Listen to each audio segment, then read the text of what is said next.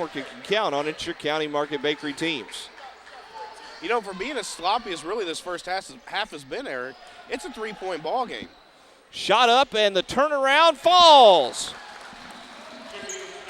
as Fripp puts it up and in. 28-23 the lead for Monroe with 5:08 to play here in the first half. Definitely a little better, a little closer first half than we saw last night in our other semifinal. Absolutely. Shot is up, partially blocked, and it will be Monroe basketball. And now they're going to push the issue. There's a kick out. There's a Parish Construction three. It is in and out, no good. And Fripp going to get called over the back. That'll be his first. Kaiser, who's given up a little size underneath the basket for the Cyclones, does a great job of using his body, though, using his shoulders, blocking them out, and pulling down the rebound, picking up the foul on Fripp. And again, Carrington Ward has disappeared from this basketball game. Well, I think Monroe has done a great job of keeping their eye on him and not letting him get loose and away, and so they're doing a great job defending him right now. That's why the Cyclones are kind of having to look for other ways to score, and they haven't really found it yet. They're going to work at the perimeter. Pierce with the basketball. Tries to make his move. Gets to the basket. Up and no good. Monroe comes away with the rebound with 4:27 to play. And I reiterate this, Eric, that Moraine Valley's giving up size, so every missed shot they have, you know, Monroe's in there with 2 or 3 guys over 6'6" right now. Ball goes to the far side of the floor to Williams. Now they swing it near side to DeSur. Inside, spin move, layup, good. Dallas Gary with his 10th point. He's in double digits. 4 minutes left. Parish Construction three, no good. And the rebound comes down to Monroe. DeSur, pass, layup, block, and a foul. Oh, Ward not happy with that foul call, but that was definitely body there. And it will be his second. And it will be free throws coming up for Monroe. And it's going to be Zimmerman at the line. It looks like he may have hurt his hand. He went down kind of hard when he missed that layup. Yeah, he's squeezing and trying to get a little feeling back into it. I'll be interested to see if Coach Dedrick Shannon here pulls out Ward so he doesn't pick up a third with 4 minutes to play here in the first half, just under that. And, yep, he's going to. I think it's a smart move by Coach Shannon right here. And Zimmerman's hand still hurt him. You could tell after he missed that free throw, he kind of winced and got off the line a little bit. Man, I wish I could do that. You look at this end, and you've got Fripp just standing there holding the net, just holding his hand straight up. It takes everything I can to jump up high and grab the bottom portion of the net. I know. Zimmerman hits the second free throw. Most of that has to do with the belly in the middle, though. 31-23. And they do bring Ward out of the game. Kick to the wing, shot up, Parish Construction three, no good. And DeSur comes away with the rebound, throws it out of bounds, but it was last touch by the Cyclones. Or no, they're going to say last touch by Monroe, so it'll be Cyclone basketball. Great job there off the defensive rebound. Cyclones came in, pressured the basketball, nice trap. They tried to get it out, but throw it out of bounds, so they're going to have their own basketball. And I think they're going to reset the shot clock to 35. There was a change of possession on that, so that is the right call. Cyclones to inbound. And again, they're having troubles. They get it in. Parish Construction three is no good. And a rebound comes down to Monroe. Dallas Gary just jumping over the top right there of Marquette Pierce. I mean, there's this huge size advantage. I don't know if the Cyclones need to get some size in there, but they're losing every time on the defensive and offensive glass. Tribunes with the basketball. DeSur in the middle. And a traveling violation. County Market Bakery turnover back to the Cyclones. Probably could have been a 3-second call, too. A couple guys in there a little long. They're going to see Ward come back here in the ballgame. He was just out for a quick breather. I think they run the offense kind of through him, and with him on the floor for the Cyclones, that kind of takes the pressure off everybody else, opens up the floor a little bit. Well, and with 2 fouls, they got to be real careful putting him back in the lineup, too. You might see Coach Shannon go a little offense for defense here. Ball handed off. Shannon going to take the Parish Construction three. It's no good, but Moraine Valley right there for the rebound. Well, they haven't hit many threes. Their outside percentage is not very good tonight, but they keep chucking them up, which I have no problem with. If you're going to shoot them, might as well shoot them, but you've had a better chance of driving to the rim, picking up that foul if you're looking for that kind of play. Drive, penetration, shot blocked. Comes back down, and Moraine Valley gets the layup. I believe that was Harris. Harris, yes. So that'll be his first two. Pulls them back to within 6, 31-25. 2.5 minutes to play in the half. Monroe with the basketball. They get it to the paint. Now to the corner. Parrish Construction three, good. That's Greg Williams with his first three. And it's 34-25. So you thought Moraine Valley was getting back in the game, and they give up the three. Shot up, it is no good, and we have a foul. Well, the reason that shot keeps being open, that zone, they're feeding the middle, working the inside-out game. We talked about that, I think, all week long, Eric. It's the fact that if a team works inside-out, you're going to get open looks. And right now, Monroe is really taking advantage of those and hitting the threes. Fripp picks up the personal. That's his second. I think he's going to come out of the game as Ruben Berry set to check in. Dorsey at the Dave Harvey free throw line makes the first one. That's his eighth. And the very tall, lanky Ruben Berry checks back in. Started tonight's ball game, but hasn't played a whole lot of minutes tonight. Second free throw by Dorsey is good. That gives him 9. And with 2:05 left to go in the half, it's 34-27. Monroe Community College with the lead. If you're Moraine Valley right now, you're in good shape. You're all right. We saw that last night. A team could be down big, but that's not going to happen every night. You want to be within that 5 to 8 point margin going into half if you're down, but you don't want to get into double digits. And there's a nice lay-in by Berry. He was wide open underneath the basket, and it puts it back to 9, 36-27. Look at the length right now on the floor for the Tribunes. A lot of length, a lot of size, and the Cyclones just cannot drive to the hoop. County Market Bakery turnover, gives it back to the Tribunes. There's a drive by Williams, lays it up, and it gets the roll off the front of the rim. That's his fifth, and it's an 11-point lead for Monroe. At the other end, Parrish Construction three, no good. And right now the Cyclones have no answer for the size of Monroe. There's a drive, there's a kick out, and DeSur does a nice job saving it from going out of bounds. Ball goes back over to the far side wing to Zimmerman. Zimmerman lobs it inside for Berry, moves, and has it blocked, and it comes back the other way with the Cyclones. There's a stop, there's a pop, and it's no good, but we've got a foul.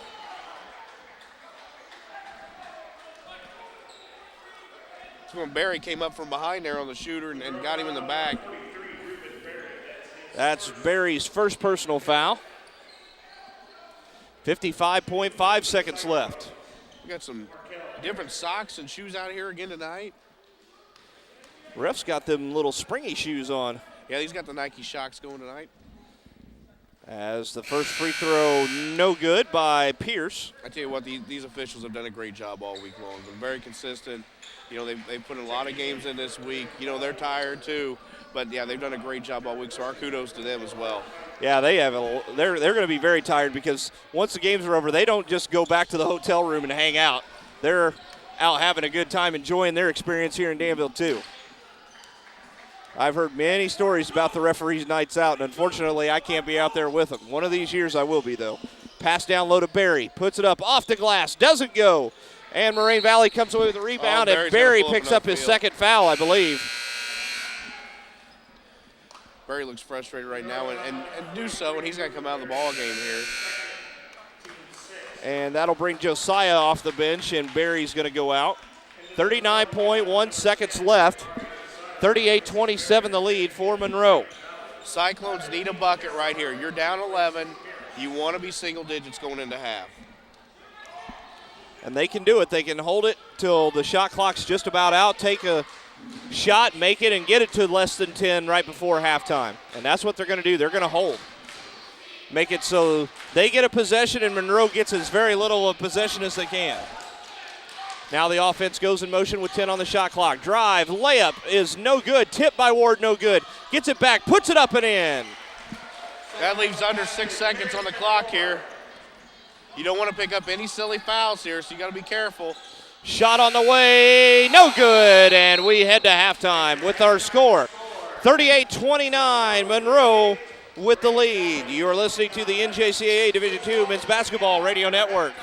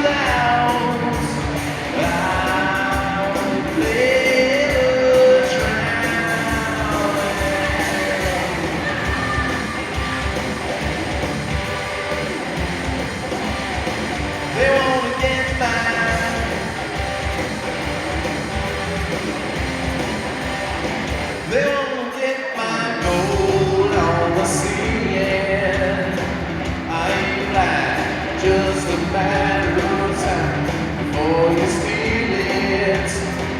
It's alright, ain't no doubt about it.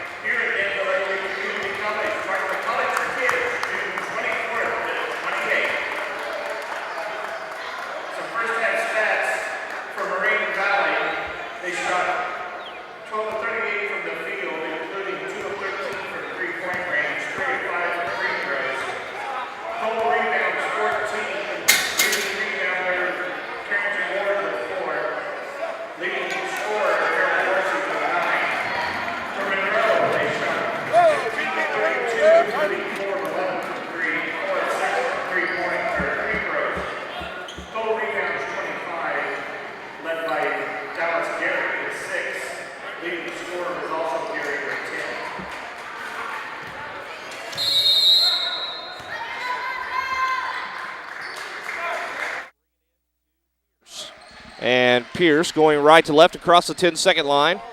He passes it off, gets it back. Now he comes up to Hervey. Hervey going to dribble to the far side of the floor. Going to get it to the basket, lays it up and under, and it goes in. Nice job by Hervey right there. So Hervey with 2. His first 2 of the ball game, yep, too. 38-31 the lead. As we said, they're either going to have to drive the lane and get some points there, or they're going to shoot the ball well and not turn the ball over so much either. It was a very sloppy first half for both teams. Up for the Tribunes across the 10-second line. DeSer with the basketball. Going to dribble with the left hand to the far side of the floor. Going to pass it off.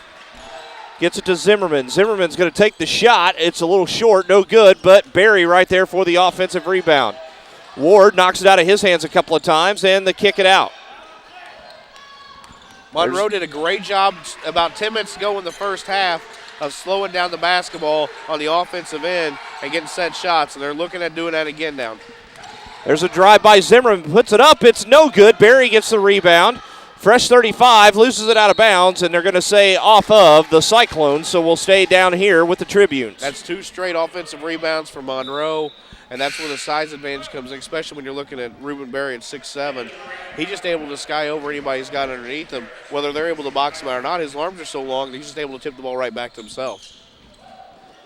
Ball comes in to the Tribunes, and DeSer will try to get to the basket. Puts it up, partially blocked, I think, and it comes down to Ward, and he about lost the basketball with DeSer coming around from behind.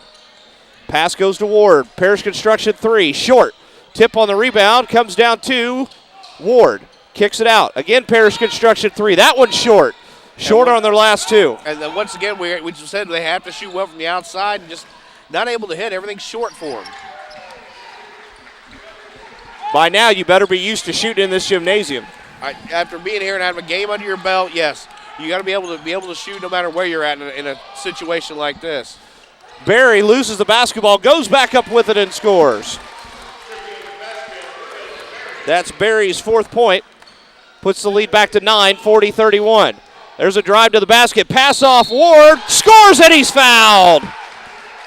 Great job by Ward. Controlled his body, still kept a hold of the basketball and able to see the hoop. Threw it up off glass and able to connect. Now I got a chance for a 3-point play. Foul is going to be on DeSer. That's his first. And it's the team's first here in the second half.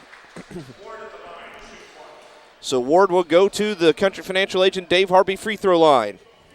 Ward had a nice first half with 8 points. Just kind of disappeared a little late. Had started out really good, and then just they took him out of the ball game. He hits the free throw. He's got 11, and it's a 6-point lead. And you're going to see the full court press again. So we'll see if that causes some issues for Monroe, who had 11 turnovers in the first half. And maybe that's what the Cyclones need to do. Get this fast pace back up and run them, make them tired, and see if they get back into the game. Zimmerman, crossover, nice pass, and we've got a traveling violation. So a County Market Bakery turnover going to go back to the Cyclones. Fripp wasn't able to control the pass, kind of juggled it going up and took a few too many steps. Cyclones get the ball in bounds, going to bring it up the floor. They'll cross the 10-second line with 17:35 to play. 40-34 the lead for Monroe. Ward, Parish Construction 3. In and out, no good. Barry loses it.